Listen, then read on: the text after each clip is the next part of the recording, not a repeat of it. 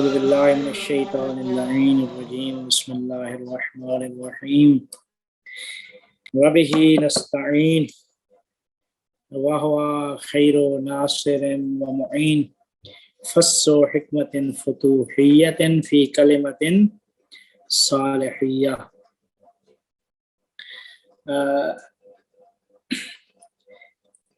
پچھلی نشست میں ہم نے حضرت صالح علیہ السلام کے متعلق اور ان کے زندگی نامہ کے متعلق ایک مختصر سی گفتگو کی تھی۔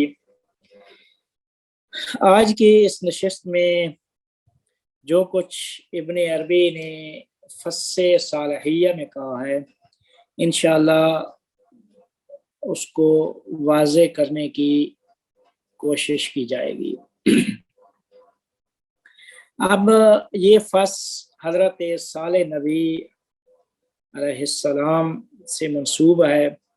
صالح اور ہود یہ دو نبی ایسے ہیں جن میں سے ایک کو اللہ نے اپنی قوم عاد کی طرف بھیجا اور دوسرے نبی کو اللہ تعالیٰ نے اپنی قوم سمود کی طرف منصب نبوت عطا کر کے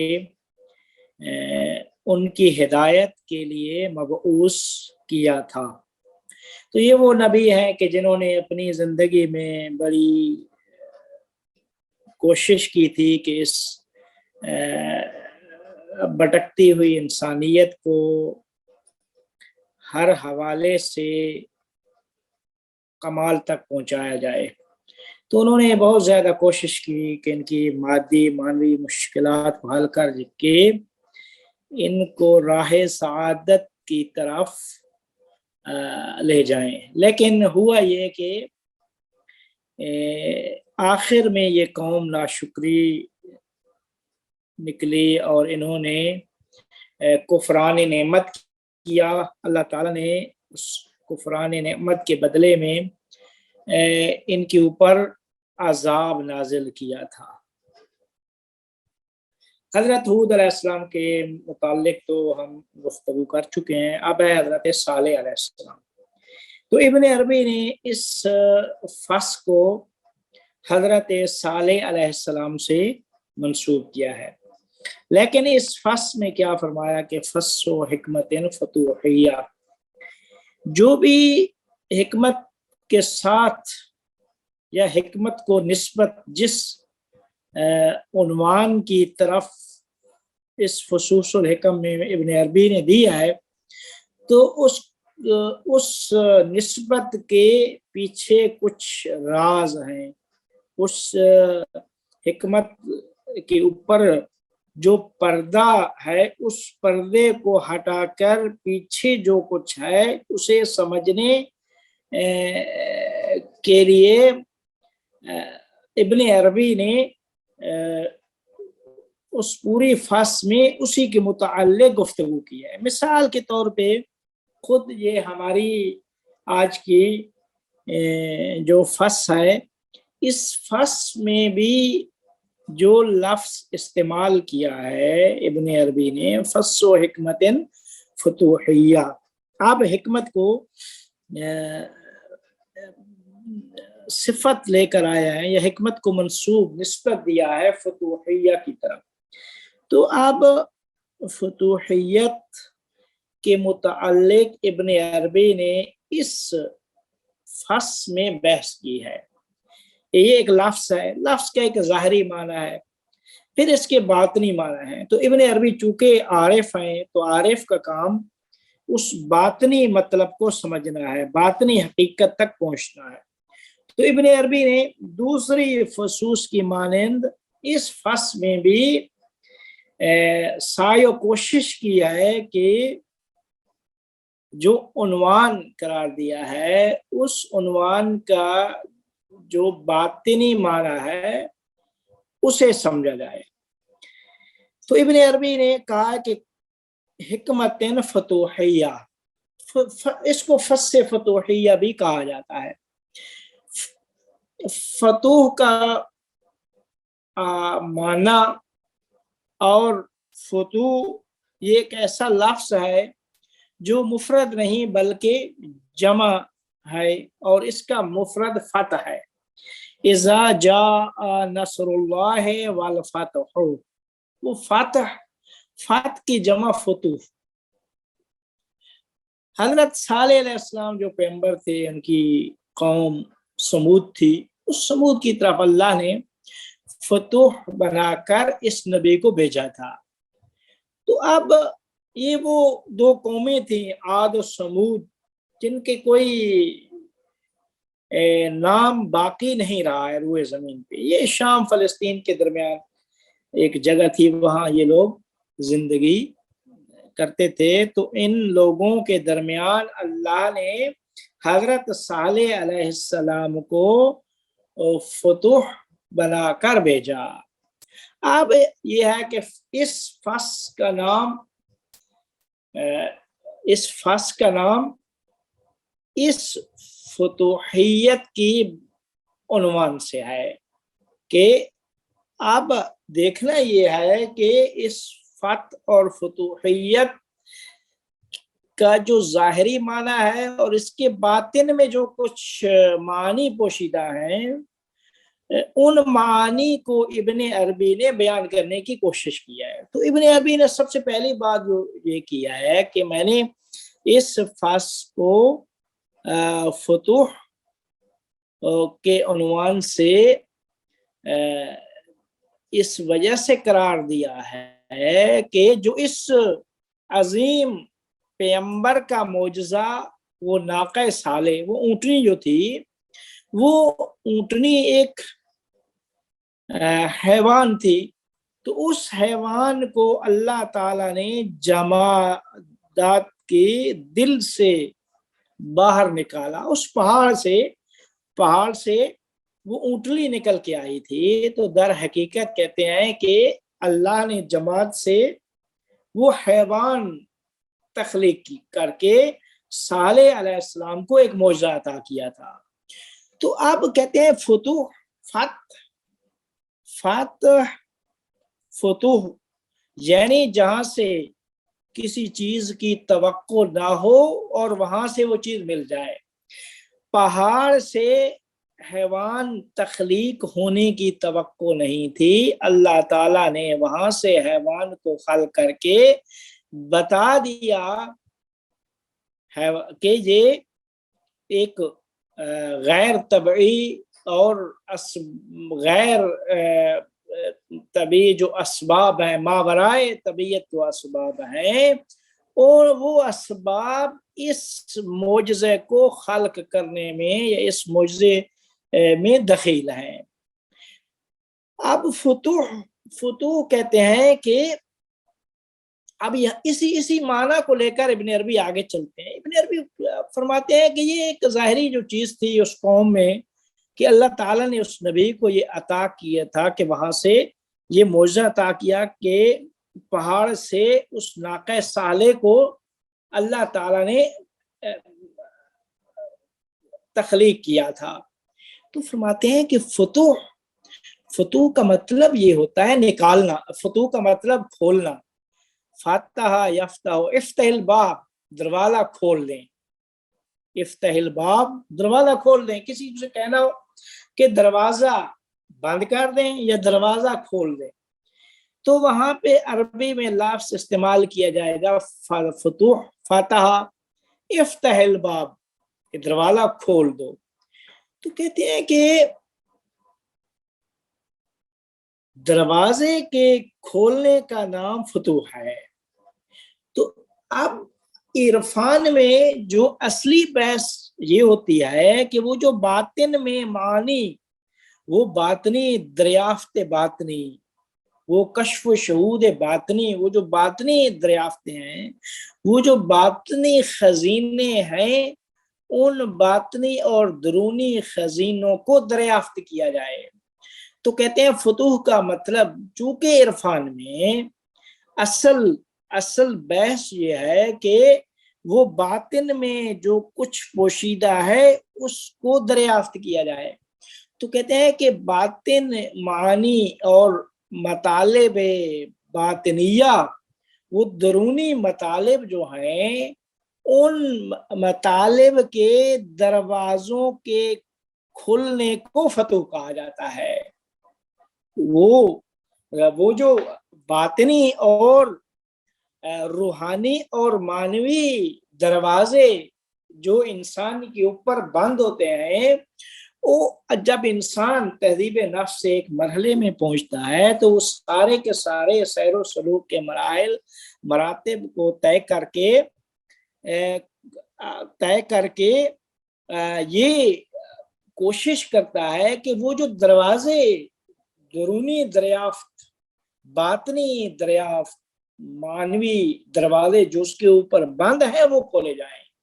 تو کہتے ہیں فتوح کا مطلب یہ ہے، عرفان میں اصلی بحث بھی یہی ہے کہ باطنی جو معنی ہے، معنوی اور روحانی معنویات، روحانیات، ان کو دریافت کیا جائے۔ تو فتوح کا مطلب یہ بھی ہوتا ہے کہ وہ دروازے جو بند ہیں، معنویات اور روحانیات کہ وہ دروازے جو بند ہیں، ان بند دروازوں کو کھولنے کا نام فتوح ہے۔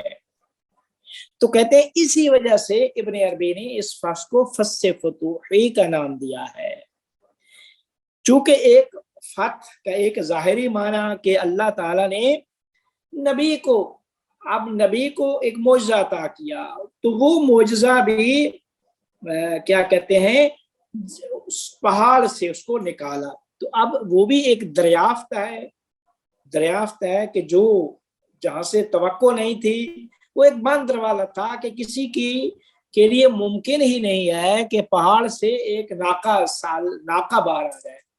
تو کہتے ہیں کہ جہاں سے توقع اور امید نہیں ہوتی، وہاں سے چونکہ توقع امید نہ ہونے کا مطلب یہ ہے کہ وہ دروازہ بند ہے، تو اب اس بند دروازے کو اللہ تعالیٰ نے کھول کر ناقہ صالح کو باہر نکالا۔ تو اب اسی سے ہی ابن عربی فرماتے ہیں کہ اس فصل کو فتوح کا نام اس وجہ سے دیا ہے کہ جس طرح ناقہ صالح باہر آئی ہے، اس پہاڑ کے دامن سے اسے جب باہر نکالا ہے، تو ہمارے چونکہ ہم عرفانی لوگ ہیں، عرفاء ہیں، تو ہمارا کام کیا ہے، وہ یہ ہے کہ باطنی اور معنوی حقائق کو دریافت کرنا۔ تو جو باطنی اور معنوی حقائق کے بند دروازے ہیں، ان بند دروازوں کو کھولنے کا نام فتوح ہے۔ تو کہتے ہیں کہ اس وجہ سے میں نے اس فصل کا نام کیا ہے، فصل فتوحیہ رکھا ہے، یعنی وہ فصل جو معنوی دروازوں کو اور فیوزات کو سالک اور عارف کے لیے، جہاں عارف کو امید نہیں ہوتی، وہاں سے اب ان بند دروازوں کو کھولنے کا نام کیا ہے، وہ فتوح ہے۔ کہتے ہیں کہ فتح ہم قرآن میں جب مراجعہ کرتے ہیں تو کم از کم قرآن میں کہتے ہیں 38 بار متعدد معانی میں کلمہ فتح استعمال ہوا ہے۔ کبھی مطلق بعض جگہ پہ فتح آیا ہے، اور کبھی فتح کی ایک صفت، یعنی فتح موصوف اور اس کے لیے صفت بیان ہوئی ہے۔ جس طرح کہتے ہیں کہ قرآن میں جب اللہ نے فرمایا اِنَّا فَتَحْنَا لَكَ فَتْحًا مُبِينًا، اب فتح مبینہ کے ساتھ، فتح کے ساتھ مبینہ لگا ہے، تو مبین قید ہے فتح کی، صفت ہے فتح کے لیے، فتح موصوف ہے۔ تو فرماتے ہیں کہ اس اعتبار سے کہتے ہیں کہ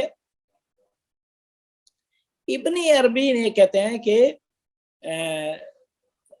کافی عرصہ تک مکہ مکرمہ میں گزارا ابن عربی نے، اور وہاں ایک بہت بڑی کتاب جو 520 ابواب اور فصلوں پر مشتمل الفتوحات مکیہ لکھی۔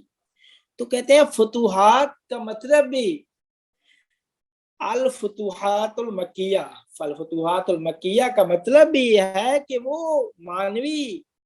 وہ معنویات اور روحانیات اور وہ کشف و شہود جو مجھے مکہ میں میرے لیے، جن کشف و شہود اور معنویات کے مکہ میں میرے لیے دروازے کھلے، وہ الفتوحات مکیہ کے نام سے موسوم ہے۔ تو پس یہاں سے ابن عربی کی اس کتاب کی وجہ تسمیہ بھی واضح ہو گئی کہ الفتوحات المکیہ یعنی وہ معنوی دروازے، وہ کشف و شہود کے وہ دروازے جو میرے لیے مکہ میں کھولے گئے۔ تو فرماتے ہیں کہ یہ کہتے ہیں کہ یہ ایسا کرنا، یعنی یہ الہامات اور یہ معنوی دروازوں کا کھلنا، اس سارے پورے کے پورے سفر کو طے کرنا کوئی آسان کام نہیں ہے۔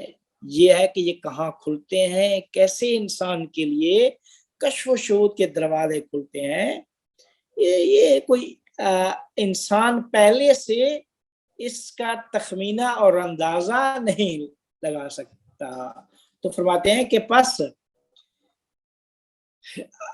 کب سالک کے لیے یہ فتوحات، عارف کے لیے یہ فتوحات کب حاصل ہوتی ہیں، یہ قابل پیش بینی نہیں ہے۔ آپ پہلے سے نہیں کہہ سکتے کہ یہ کب اور کہاں اس کے لیے یہ فتوحات حاصل ہوتی ہیں۔ ہاں، کہتے ہیں کہ زمان اور مکان کا بڑا اثر ہے، یعنی ان کشف و شہود سے پردہ ہٹانا، وہ معنویات سے پردہ ہٹانے میں زمان و مکان کا بڑا دخل ہے۔ کہتے ہیں کہ ان میں سب سے زیادہ کعبہ، کہتے ہیں کہ کعبہ اس حوالے سے کہ محبت واحیہ ہے، وہی جہاں پہ اللہ تعالیٰ نے اپنے نبی پہ پہلی وحی اور پھر 10 سال کا عرصہ ہمارے پیغمبر اکرم صلی اللہ علیہ وسلم مکہ میں رہے، تو مکہ محبت واحیہ ہے، واحی کے نزول کی جگہ ہے مکہ۔ تو کہتے ہیں کہ یہ خود نزول واحی کا ہونا مکہ میں، یہ خود اس معنی کی طرف اشارہ ہے کہ مکان کا بڑا رول ہے اس معنویات کے دروازوں کے کھلنے کے لیے۔ تو کہتے ہیں کہ پس مکان کیا ہے، اس انسان کی اس استعداد جو لینے کی استعداد ہے، لینے کی استعداد کچھ مکان میں زیادہ ہو جاتی ہے، ان میں سے ایک مکہ ہے۔ مکہ میں انسان میں وہ استعداد کسی چیز کو حاصل کرنے کی، یا وہ کشف و شہود اور معنویات کو حاصل کرنے کی جو استعداد اور صلاحیت ہے، وہ مکان کے اعتبار سے بھی بڑا فرق کرتی ہے۔ تو ان میں مکہ پہلے نمبر پر ہے کہ مکہ، تو پس کہتے ہیں کہ پس مکان کا بھی بڑا دخل ہے، مکان کا بھی بڑا دخل ہے ان دروازوں کے کھلنے میں، معنویات کے ان دروازوں کے کھلنے میں مکان کا بھی بڑا دخل ہے۔ کہتے ہیں اسی وجہ سے اولیاء خدا کو ہم دیکھتے ہیں کہ کیا کرتے ہیں، حج پہ چلے جاتے ہیں، عمرہ پہ چلے جاتے ہیں، اولیاء اللہ کی زیارات مزاروں پہ چلے جاتے ہیں۔ اسی طریقے کہتے ہیں کہ بس یہ جو مکان ہے اولیاء الہی کے، تو کہتے ہیں کہ یہ اس غیبی اسرار حاصل ہونے کے لیے یہ مکانات اور یہ مقامات بہت موزون ہیں۔ اسی طریقے سے جہاں پہ کہتے ہیں کہ یہ مکانوں کا بڑا دخل ہے، جس طرح مکہ ہے، مثلا حج پہ جائیں تو خود حدیث میں بھی آیا کہ وہ جو میزاب، وہ جو خانہ کعبہ کا پرنالہ جسے کہتے ہیں، جہاں پہ پانی نیچے آتا ہے، تو کہتے ہیں کہ یہ کوئی دعا مانگنی ہو اس کے نیچے مانگے، دعا قبول ہوتی ہے۔ اسی طرح امام حسین علیہ السلام کے روزے پہ چلے جائیں تو اس میں حدیث میں ہے کہ اللہ تعالیٰ نے ان امام حسین علیہ السلام کو ان کی شہادت کی سبب کچھ 4 فضیلتیں ایسی عطا کی ہیں جو کسی اور کو نہیں کی۔ ان میں سے ایک بیان فرمائے کہ اجابت الدعاء تحت قبۃ الحسین، جعل اللہ اجابت الدعاء تحت قبۃ الحسین، اس قبے کے نیچے دعا مانگنا، جو بھی دعا مانگیں گے مستجاب ہوگی۔ تو اس کا مطلب یہ ہے کہ فتوحات کے لیے، یعنی ان مانوی جو دروازے ہیں، ان دروازوں کے کھلنے میں مکانات کا بڑا اثر ہے، ان کی بڑی تاثیر ہے۔ یہ زمان کی بات، مکان کی بات ہو، اسی طریقے سے کہتے ہیں کہ زمان بھی بڑا اس میں بڑا کردار ہے، زمان کا بھی، زمان بھی بڑا اثر رکھتے ہیں۔ مثال دے رہا ہوں، شب جمعہ اسی طریقے سے ماہ مبارک رمضان کے روزے جب انسان رکھتا ہے، ہر دن، جس میں فرمایا گیا کہ ہر دن، ہر سانس تسبیح ہے۔ ماہ مبارک کا مہینہ، شب جمعہ، ماہ ذی الحج کے پہلے 10 دن، شعبان کا مہینہ، یہ سارے کے سارے مکانات، زمان کیا ہے، یہ زمان بھی زیادہ مؤثر ہے مکاشفات میں، مکاشفات وہ جو مانوی دروازوں کے کھلنے میں، یہ بھی زیادہ تحتے، ان کا بھی ذرا زیادہ اثر ہے۔ اسی طریقے سے فرماتے ہیں وہ 40 چلہ نشینی جو کرتے ہیں لوگ، ٹھیک ہے، چلہ نشینی 40 مسجدوں میں، خانقاہوں میں اعتکاف کرتے ہیں، ٹھیک ہے۔ اور عرفہ کی آپ خصوصیات میں پڑھیں، چلہ نشینی کو بڑی اہمیت دی گئی ہے، 40 کو، کیونکہ یہ 40 کا جو سابقہ ہے وہ حضرت موسیٰ علیہ السلام سے ہے، کہ جو خداوند کریم نے خود قرآن میں ارشاد فرمایا ہے، وَوَعَدْنَا مُوسَىٰ 30 لیلہ، ہم نے وعدہ کیا موسیٰ سے 30 راتوں کا، وَأَتْمَمْنَاهَا بِعَشْرٍ 10 اور ملائیں، فَتَمَّ مِيقَاتُ رَبِّهِ 40 لیلہ، 40 راتیں ہو گئیں۔ یہ 40 موسیٰ علیہ السلام کا مشہور ہے، اور ایک 40 امام حسین علیہ السلام بھی مشہور ہے۔ تو فرماتے ہیں کہ ابن عربی فرماتے ہیں کہ میری کتاب، اس فصوص کو آپ دیکھیں گے کہ جب اس کتاب میں کوئی عادی، معمولی اور متعارف اس میں نظم نہیں ہے، یعنی اتنا منظم ایک بحث آپ نہیں دیکھیں گے کہ منظم مثلا ایک نقطہ شروع کیا، دوسرا، تیسرا، نہیں، ایک سے ایک نکالا، اور ایک بات اور کی اور دوسری بات اور کر دی۔ کہتے ہیں کہ یہ جو نظم آپ نہیں دیکھتے میری کتاب میں، اس کی ایک وجہ یہ بھی ہے کہ یہ وہ الہامات ہیں جو میرے اوپر ہوئے ہیں۔ اگرچہ میری کتاب ظاہری طور پہ منسجم اور منظم نہیں ہے، لیکن عرفانی اور معنوی انسجام میری کتاب میں موجود ہے۔ تو بس کہتے ہیں کہ عرفان کی محور اصلی عرفان کیا ہے، وہ فتوح ہے۔ فتوح جو اس فصل میں وہ کہنا ہی چاہتے ہیں کہ عرفان کی جو محور اصلی بحث سے ہیں وہ فتوح ہے۔ فتوح کا مطلب یہ ہوتا ہے کہ غیبی، یعنی عارف کے دل پر غیبی دریچوں کا کھل جانا، یہ فتوح ہے، ٹھیک ہے۔ تو کہتے ہیں پس اس فصل صالحیہ میں فتح کا ذکر ہے، فتح کے مراتب کا ذکر ہے۔ تو فرماتے ہیں کہ یہ 3 فتح اس عرفان کی اصطلاح میں، 3 معنوی فتح عرفاء نے، ابن عربی نے عرفاء نے بیان کیے ہیں، ٹھیک ہے۔ یہ 3 اصطلاحیں عرفان کی اصطلاح میں 3 فتح ہیں۔ 3 فتح کا مطلب یہ ہوتا ہے کہ کشف شہود کے، یعنی کشف شہود اور معنویات کے دروازوں کا کھل جانا۔ تو کہتے ہیں کہ یہ 3 فتح عرفان کی اصطلاح میں موجود ہیں۔ تو ہم ان 3 فتح اور یہ جو مراحل فتح ہیں ان کو آپ کے لیے ذکر کرتے ہیں. کہتے ہیں کہ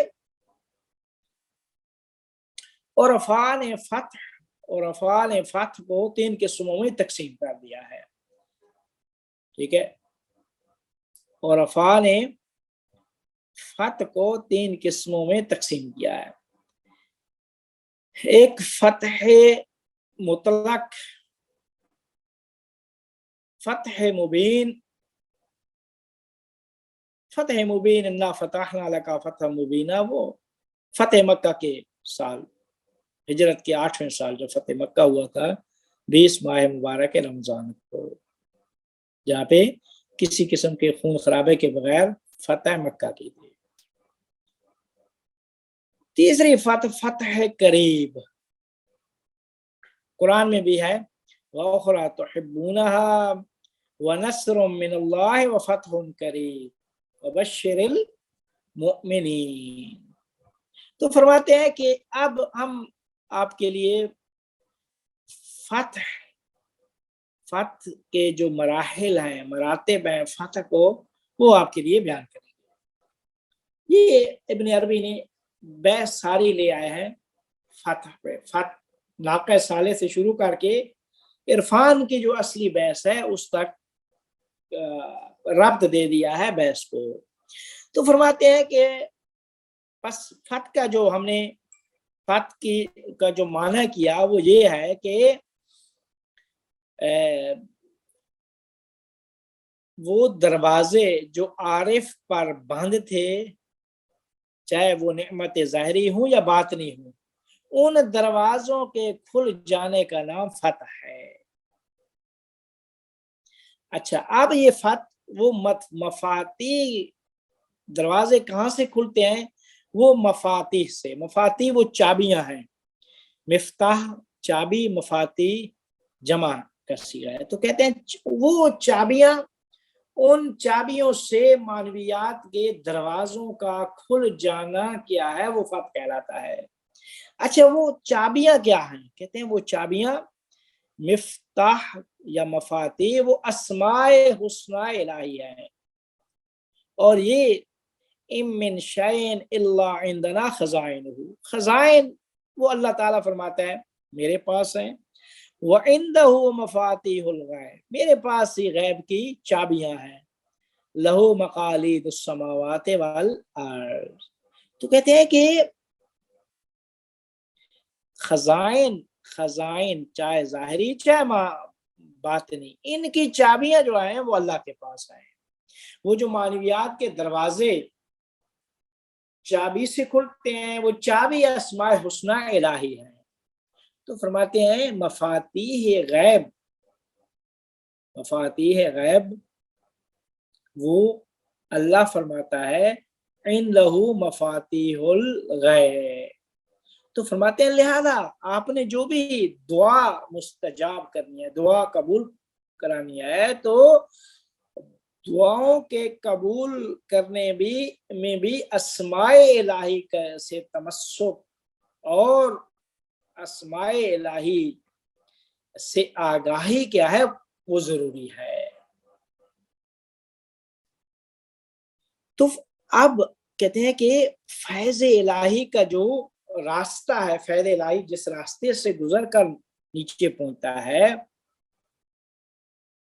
وہ کیا ہے, وہ یہی اسماء الہی ہے. اسماء الہی یہ واسطہ ہیں خزائن کے دروازوں کے کھلنے کا, وہ چابیاں اسماء الہی ہیں. ان چابیوں سے ہی وہ خزائن کے دروازے کھلتے ہیں.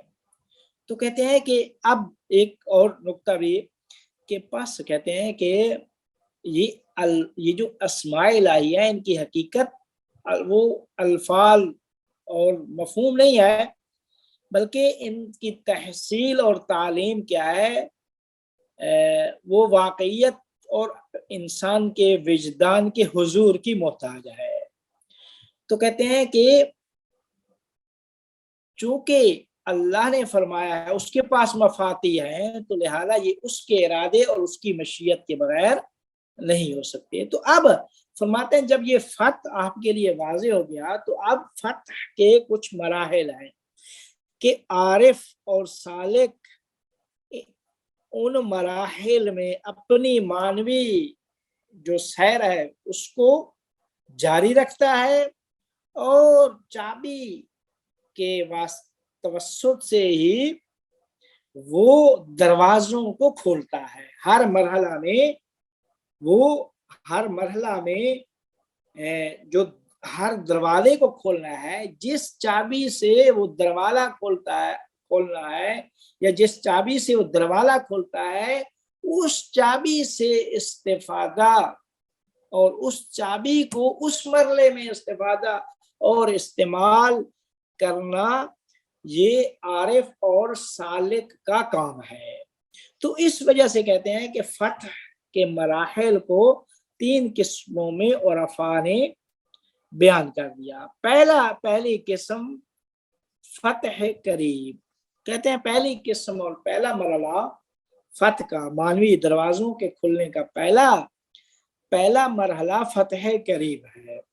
کہتے ہیں فتح قریب کا کیا معنی ہے؟ کہتے ہیں کہ روح جب عارف نفسانی منازل سے گزرتا ہے تو نفسانی منازل اور مقامات سے گزر کر روحی اور قلبی کمالات کے ظہور کا حاصل ہو جانا، یہ فتح قریب کہلاتا ہے۔ نصر من اللہ و فتح قریب، کامیابی اللہ کی طرف سے ہے اور فتح قریب بھی اللہ کی طرف سے۔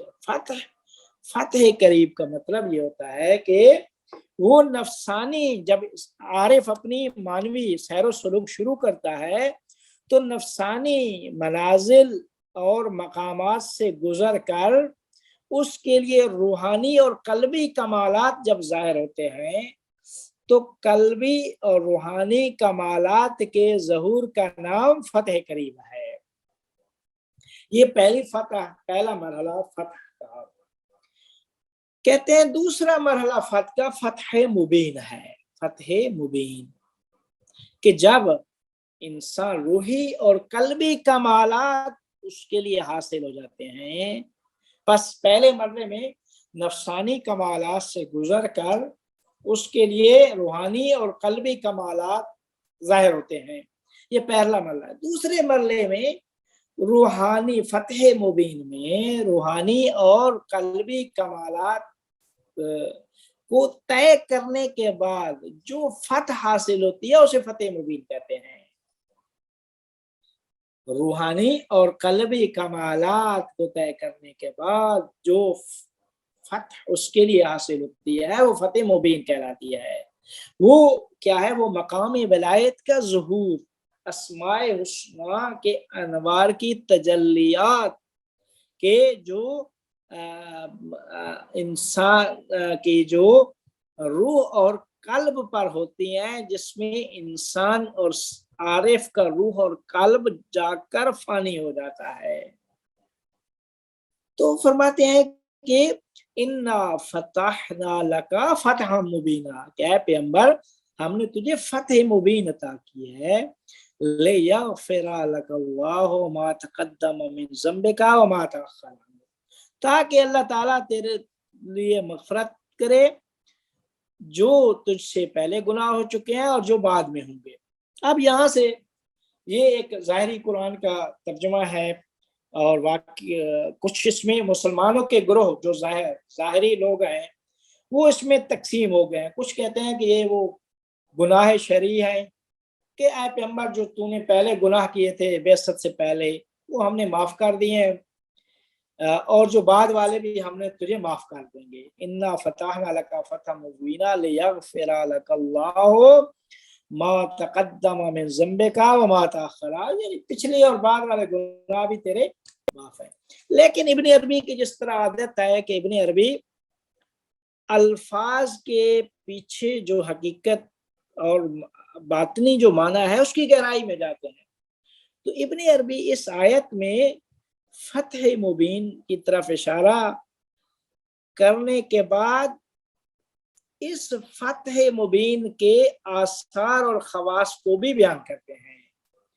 ابن عربی لیغفر لک اللہ ما تقدم من ذنبک وما تأخر، اس آیت میں فرماتے ہیں کہ یہ گناہ مراد نہیں ہے کہ تیرے پچھلے اور آئندہ والے گناہ معاف کر دیے گئے۔ ابن عربی کہتے ہیں یہ مراد ہی نہیں ہے، یہ جو ظاہری علماء جو مسلمانوں کے جو گروہ ہیں جو سمجھتے ہیں کہ جی تیرے پچھلے گناہ بھی اور آئندہ والے بھی معاف ہیں، کہتے ہیں یہ مراد وہ گناہ نہیں ہے پچھلے اور آئندہ والے، بلکہ کہتے ہیں اس کا معنی وہ صفات نفسانیہ اور قلبیہ ہے، صفات نفسانیہ اور قلبیہ ہے کہ ان کو طے کرنے کے بعد انسان کے لیے جب روحی اور قلبی کمالات حاصل ہوتے ہیں تو یہ فتح مبین مراد ہے۔ تو کہتے ہیں یہ بات۔ دوسرا یہ جو آپ نے معنی کیا ہے ما تقدم من ذنبک وما تأخر، پچھلے اور آئندہ والے گناہ، کہتے ہیں یہ لفظ تأخر آیا عربی میں، ایک تأخر یعنی بعد والے اور ایک یاتی وہ بھی آئندہ والے معنی میں آتا ہے۔ تو کہتے ہیں یاتی کا معنی آئندہ ہوتا ہے، لیکن تأخر اور یاتی میں فرق ہے۔ پہلی بات کہتے ہیں کہ دوسری بات یہ ہے کہ یہاں پہ مراد وہ گناہ آئندہ والے گناہ کو بخشنا مراد نہیں ہے کہ جو لسان قرآن بھی جس کے خلاف ہے۔ تو کہتے ہیں کہ جو بھی جتنے بھی انسان جب تک زندہ ہے مکلف ہے، جب تک زندہ ہے مکلف ہے، تو کیسے اللہ فرما سکتا ہے کہ پچھلے گناہ تو معاف فرما سکتا ہے، لیکن یہ ہے کہ بالکل بعد والے گناہ بھی معاف ہیں۔ تو بعد والے کا مطلب یہ ہے کہ اللہ تعالیٰ رفع تکلیف کر رہا ہے کہ کے لیے یعنی جو کچھ بعد میں بھی کریں گے وہ بھی معاف ہے۔ یہ بات قرآن کے لسان کے خلاف ہے۔ کیوں؟ جب انسان زندہ ہے، جب تک زندہ ہے مکلف ہے، جب مکلف ہے تو انسان سے تکلیف، ان کو تکلیف یعنی وہ تکلیف شرعی، مکلف سے تکلیف شرعی، تو اللہ تعالیٰ رفع تکلیف نہیں کرتا۔ تو کہتے ہیں پس ما تقدم ما تأخر کا معنی، ما تقدم پچھلے کا مطلب یہ ہے کہ پرانے، اور تاخرہ کا مطلب ہوتا ہے نئے، پرانے اور نئے۔ تو کہتے ہیں کہ اور رفع کی تعبیر میں وہ صفات نفسانی اور قلبی ہیں، اور رفع کی تعبیر میں اور ابن عربی کی تعبیر میں وہ صفات نفسانی اور قلبی ہیں۔ تو پس ایک میں تقدم ہے اور ایک میں تاخر ہے۔ نفسانی صفات نفسانی تقدم رکھتی ہیں اور صفات قلبی تاخر رکھتی ہیں۔ یہ تیسری بات یہ ہے کہ مراد ذنب گناہ سے مراد گناہ شرعی نہیں ہے۔ کیوں؟ کیونکہ یہ گناہ اس آیت میں مغفرت گناہ سے مترتب ہوئی ہے فتح پر، انا لکا فتح مبینہ، پہلے فتح کہا ہے، فتح کے بعد یہ کہا ہے کہ اللہ تعالیٰ تجھے بخش دے گا تیرے گناہ، تو مراد وہ گناہ نہیں ہے۔ کہتے ہیں جو یعنی مراد وہ گناہ شرعی نہیں ہے، اور دوسرا یہ فتح سے مراد وہ دشمنوں پہ پیروزی اور کامیابی حاصل کرنا بھی نہیں ہے۔ اگر اس طرح ہوتا تو کہتے ہیں کہ گناہوں سے مغفرت کا طریقہ کیا ہے، وہ اللہ تعالیٰ کی طرف پلٹنا اور اللہ تعالیٰ سے توبہ کرنا ہے۔ تو بس کہتے ہیں کہ اس فتح میں انسان جتنے بھی مراحل پچھلے نفسانی اور قلبی متاخر مراتب ہیں ان سب سے پاک ہوتا ہے۔ جب پاک ہوتا ہے تو پاک ہونے کے بعد کہتے ہیں، پاک ہونے کے بعد یہ صفات حاصل ہوتی ہے، تو باقی کیا رہ جاتی ہے کہ گناہوں سے پاک ہو جاتا ہے صفات نفسانی اور قلبی سے، باقی جو چیز رہ جاتی ہے وہ انسان کا اپنا وجود ہے، وجود انسان ہے۔ کہتے ہیں یہی وجود انسان ہے کہ جسے اللہ نے فرمایا لیغفر لک، تاکہ تجھے معاف کر دے۔ تو یہ جو تجھے ہے نا، یہ تیرا وجود ہے۔ تو کہتے ہیں کہ یہ وجود تیرا، یہی تیرا وجود ہی گناہ بزرگ ہے۔ کہ یہ تیرا یہ کہنا کہ میں یہ گناہ بزرگ ہے کہ جو کسی دوسرے گناہ سے قابل قیاس نہیں. فرمایا وجود کا ذنب لا یقاس به ذنب، تیرا وجود ایسا گناہ ہے جس بڑا کوئی گناہ ہی نہیں ہے. تو جب تک انسان اپنے وجود کی محدودیت اور قید میں ہے اس وقت تک اس کے پاس یہ توانائی، استعداد اور صلاحیت ہی نہیں ہے کہ وہ نامحدود جو حق تعالیٰ کی ذات ہے اس کے ساتھ اس کا اتصال ہو. جب تک انسان میں کو نہیں ختم کرے گا، اپنے وجود کو ختم نہیں کرے گا، انسان اپنے وجود کو ختم کرے گا تو تب فانی ہوگا اس ذات میں. جب وجود تیرا ہے تو پھر اس کا مطلب یہ ہے جب آپ فانی ہی نہیں ہیں. جب فانی نہیں ہے تو آپ کی وہ جو لقاء اللہ ہے وہ حاصل ہی نہیں ہوگی اس کے بغیر. تو کہتے ہیں کہ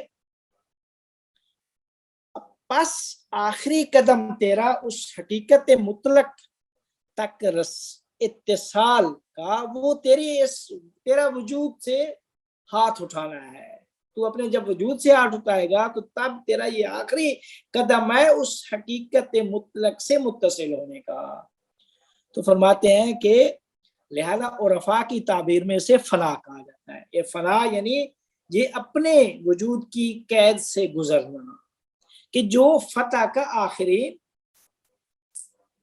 اس کا جو آخری پھر جو مرتبہ ہے اس فتح کا یعنی اس فتح کے بعد پھر فتح کے آخری مرحلے تک انسان پہنچ جاتا ہے. تو کہتے ہیں کہ لہذا فتح جب انسان کے لیے یہ فتح مبین ہوتی ہے تو فتح مبین میں انسان کا وجود کیا ہے وہ فانی ہوتا ہے.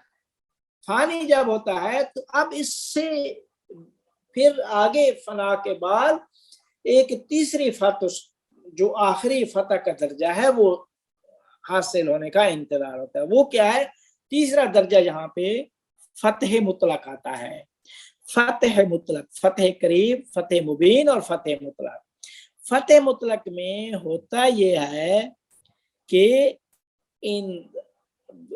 کیا کہتے ہیں انسان وہ ذات احدیت میں مستغرق ہو جاتا ہے، غرق ہو جاتا ہے. وہ تجلی ذات احدیت و استغراق. تو کہتے ہیں کہ تمام خلقی جو جتنی بھی مخلوقات ہیں وہ جو جس میں تیرا یہ وجود بھی ہے ان سب سے فنا ہونا، ان سب کی قید سے رہا ہو کر اس کے اندر فانی اور مستغرق ہو جانا، یہ فتح مطلق کہلاتا ہے. اذا جاء نصر اللہ والفتح. تو کہتے ہیں کہ پس عارف اپنے فتح مطلق تک جب پہنچتا ہے تو فتح کے آخری درجے تک پہنچ جاتا ہے. یہاں سے اسے لقاء حق حاصل ہو جاتی ہے. اور کہتے ہیں یہ وہی مرتبہ ہے جو ہمارے پیغمبر اکرم صلی اللہ علیہ وآلہ وسلم کے ساتھ خاص ہے، جہاں پہ اللہ نے فرمایا کہ سورہ نصر کے بعد اللہ نے، سورہ نصر کے نزول کے بعد اللہ نے پیغمبر کو خوشخبری سنائی ارتحال اور وفات کی، کہ عارف اور سالک انسان عالم کے آخری جب نقطہ کو کراس کرتا ہے، عالم کے ہر عالم کو کراس کرتا جاتا ہے یہاں تک کہ آخری درجے کو جب طے کرتا ہے تو اب مطلب یہ ہوتا ہے کہ جتنے بھی ما سوا ہے ان سے کوچ کر جائے اور لقاء حق میں پہ فائز ہو جائے. تو کہتے ہیں کہ پس فتح کے 3 درجے ہیں. فتح قریب جس میں کیا کہتے ہیں نفسانی منازل سے انسان کیا کہتے ہیں گزرتا ہے، گزرنے کے بعد جو روحانی اور قلبی کمالات کے ظہور کا نام فتح قریب ہے. فتح مبین یہ ہے کہ وہ جو روحانی اور قلبی کمالات کو طے کرنے کے بعد جو معنویات کے دروازے اس کے لیے کھلتے ہیں وہ مقام ولایت کا ظہور ہوتا ہے، یہ وہی فتح مبین ہے۔ اور اس فتح مبین کے بعد کیا کہتے ہیں، فتح مبین کے بعد فرمایا کہ چونکہ فتح مبین میں انا فتحنا لک فتحا مبینا لیغفر لک اللہ، سب چیزوں سے آپ رہا آزاد ہو گئے ہیں، لیکن تیرا وجود باقی ہے، تو یہی تیرا وجودوں کا ذنب لا یقاس بہ، اس سے بڑا گناہ نہیں ہے۔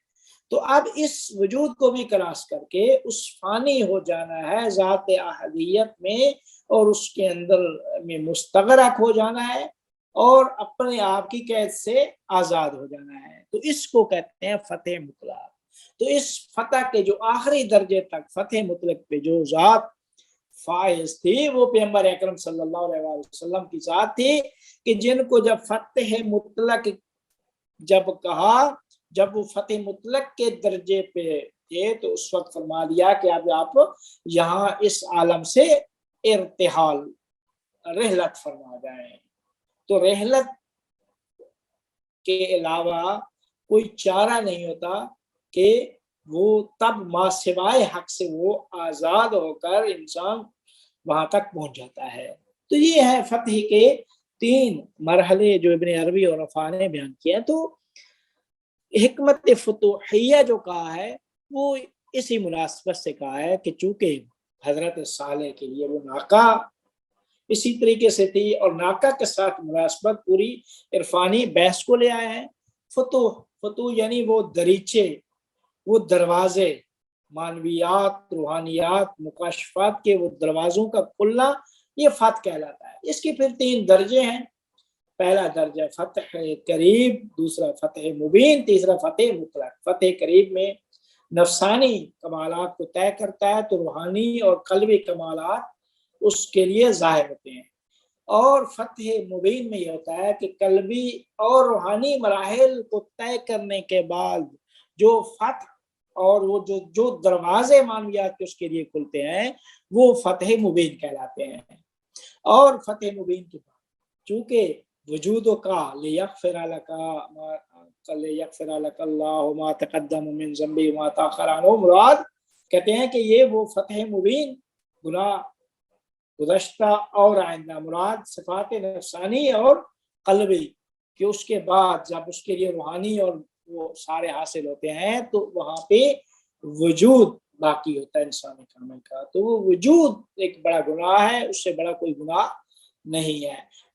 یہاں سے پھر فتح مطلق جو فتح کا آخری درجہ ہے اس میں وجود بھی ختم ہو جاتا ہے، وہ فانی ذات احدیت میں استغراق ہو جاتا ہے، وہ پیغمبر کی ذات ہے۔ یہ وہ بحث تھی کہ جو یہاں پہ کی گئی ہے، اور پھر اس کے بعد کیا کہتے ہیں تسلیس کی بحث ہے، تسلیس کی، کہ وہ انشاءاللہ اسی فصل میں، تو وہ انشاءاللہ اگلی نشست میں ہم بیان کریں گے۔ تو بس آج کی اس فصل حکمت فتوحیہ فی کلمت صالحیہ میں مناسبت سے جو بحث تھی وہ فتح کے متعلق ہے۔ فتح کا لغوی معنی، فتح کی نسبت حضرت صالح سے کیوں منسوب ہے فتح، پھر یہیں سے وہ معنویات کے دریچوں اور دروازوں کے کھلنے اور کی بحث اور ان کے مراحل کی بحث کی گئی ہے۔ اب اس کے بعد وہ تسریس کی بحث کہ وہ انشاءاللہ اگلی نشست میں ہم بیان کریں گے۔ اب کوئی سوال ہے تو